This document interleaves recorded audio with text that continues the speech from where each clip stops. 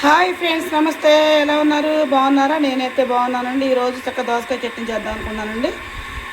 ఇదిగోండి చక్క దోసకాయ ముక్కలు చిన్న చిన్న ముక్కలుగా కోసుకున్నానండి. కాస్త చింతపండు తీసుకున్నాను, కాసిన పచ్చిమిరకాయలు చిన్న చిన్న ముక్కలుగా కట్ చేశానండి. ఇంకా టాప్ టాప్ టాప్ టాప్ వెళ్తాయని చెప్పి చక్కగా ఇప్పుడు మన నూనె వేసుకొని పచ్చిమిరకాయలు వేపుకున్న తర్వాత ఈ చింతపండు, వెల్లిపాయలు, జీలకర్ర, గల్లుప్పు, పసుపు మొత్తం వేసి మిక్సీ పట్టుకొని మన దోసకాయ చట్నీ కలుపుకుందామండి. రోటి చట్నీ కాదండి, రోజు మనం గిన్నెలు వేసి మొత్తంగా చట్నీ పట్టిన తర్వాత మిక్సీతో కలిపేసుకుందామండి. ఇదిగోండి చక్కగా పచ్చిమిరకాయలు చక్కగా పొయ్యి మీద వేస్తానండి. కొద్దిగా ఆయిల్ వేసుకొని కొద్ది చింతపండు నానబెట్టుకున్నాం. చక్కగా పచ్చిమిరకాయలు వేగిన తర్వాత అప్పుడు మనం మిక్సీ పట్టేద్దామండి. ఇదిగోండి చక్కగా పచ్చిమిరకాయలు వేగినాయండి. ఇప్పుడు పచ్చిమిరకాయలు చింతపండు కలిసి మిక్సీ పట్టేసుకుందామండి.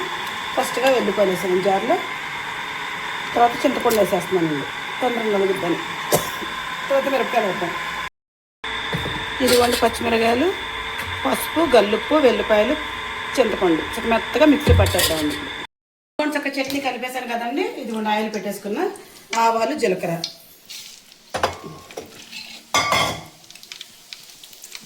కొద్ది కరివేపాకు,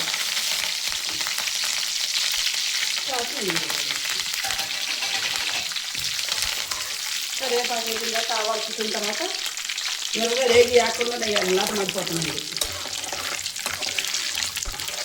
ఇది కొంత తాలింపు ఎర్రగా వేసుకున్నాం కదండి. ఇప్పుడు మనం కలిసి చట్నీలు పుట్టేసుకుందామండి.